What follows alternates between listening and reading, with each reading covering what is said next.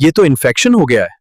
आपके हॉस्पिटल में सर्जरीज तो बहुत हो रही हैं, पर क्या कभी आपने उन्हें सर्जिकल साइट इन्फेक्शन को ट्रैक किया है? जिस इंडिकेटर को एनक्यूएएस तथा अन्य क्वालिटी असेसर्स सबसे ज़्यादा गंभीरता से लेते हैं, आज हम उसी पे बात करेंगे। जी हाँ, surgical site infection rate surveillance.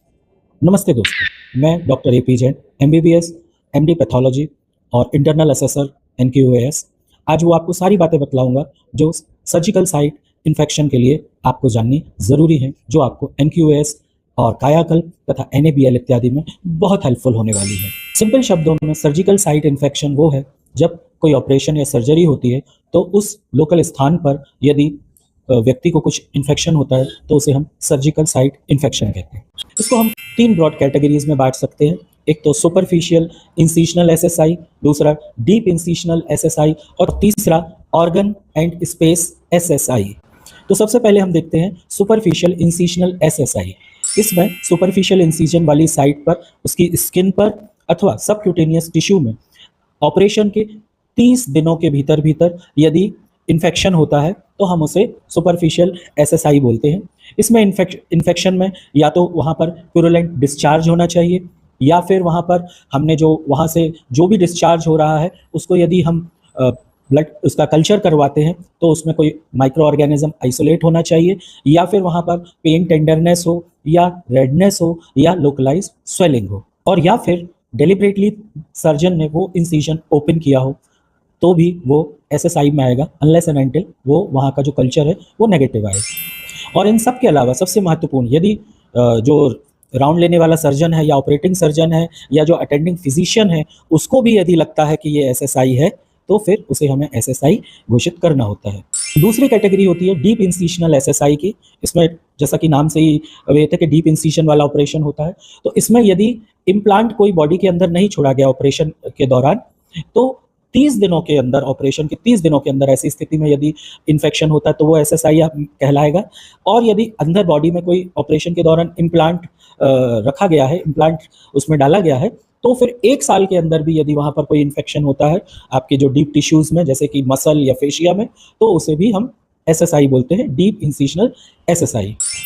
इसमें या तो पुरुलेंट डिस्चार्ज हो वहाँ पर साइट पर या अंदर से, या फिर हाई ग्रेड फीवर हो more than 38 degree Celsius temperature वाला, या वहाँ पर पेन एंड टेंडरनेस हो, लोकलाइज स्वेलिंग हो, या dehiscence of the spontaneous dehiscence of the stitches हो, या फिर सर्जन ने ही डिलिबरेटली उसको वुंड को रीओपन किया हो,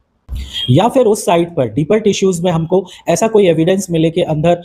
एब्सेस बन रही है, पस फॉर्मेशन हो रहा है, या तो क्लिनिकल एग्जामिनेशन से या हिस्टोपैथोलॉजिकल एग्जामिनेशन से या रेडियोलॉजिकल एग्जामिनेशन से, तो भी वो एसएसआई कहलाएगा। और उसके बाद सबसे लास्ट में यदि जो हमारा ट्रीटिंग डॉक्टर है, सर्जन या ट्रीटिंग फिजिशियन है, अगर उनको लगता है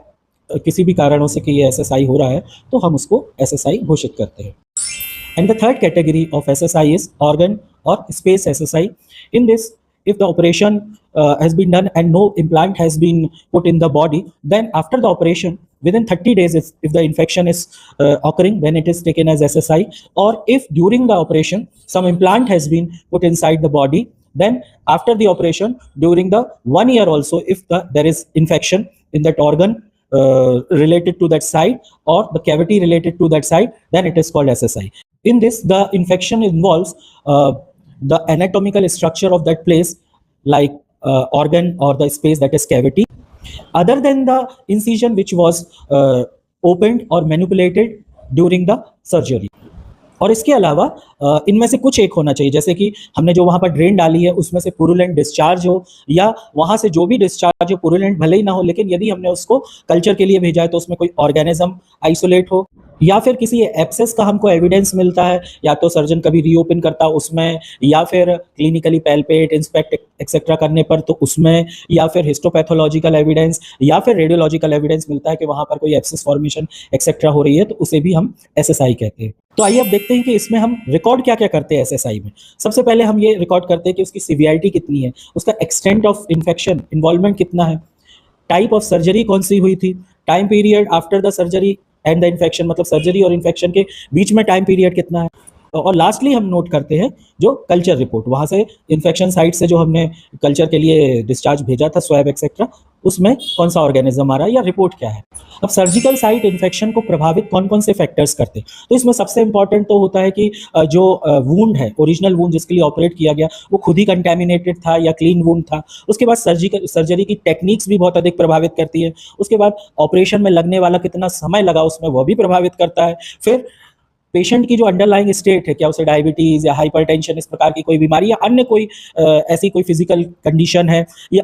इसके साथ ही ओटी रूम के एनवायरनमेंट कैसा है, वहाँ पर तो ऐसा नहीं है कि कुछ इन्फेक्शन आ गया हो, वहाँ पर डिसइंफेक्शन ना हुआ हो, तो वहाँ का एटमॉस्फेयर भी एसएसआई को अफेक्ट करता है।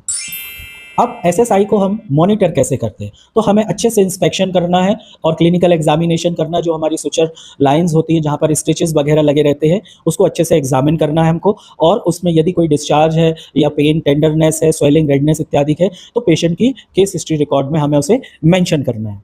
इसके बाद सर्जिकल साइट इन्फेक्शन का जो हम सर्विलेंस करते हैं वो हमको ओपीडी में भी करना है और ड्रेसिंग रूम में भी करना है, apart from OT and in the ward. इसमें इसको इसलिए करते हैं क्योंकि जो पेशेंट सर्जरी के बाद फॉलोअप में आते हैं तो वो ड्रेसिंग कराने भी आते हैं, तो हम ड्रेसिंग रूम में उनको देख सकते हैं, या फिर वो ओपीडी में भी आ सकते हैं तो वहां पर भी हम उनको एग्जामिन कर सकते हैं और एसएसआई फाइंड कर सकते हैं। सर्जिकल साइट इन्फेक्शन की हमें रिपोर्टिंग एनेक्सर 7 जो कायाकल्प की गाइडलाइंस में दिया हुआ और आपकी स्क्रीन पर ये शो हो रहा है, इसमें करनी होती है।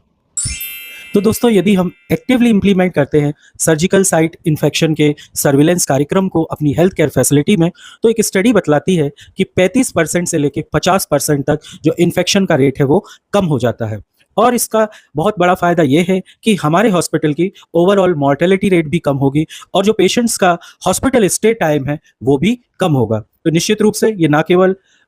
एनक्यूएएस या अन्य क्वालिटी प्रोग्राम्स के लिए, बल्कि हमारे हेल्थ केयर इंडिकेटर्स को सुधारने के लिए और पेशेंट सेफ्टी के लिए भी बहुत ज़रूरी है।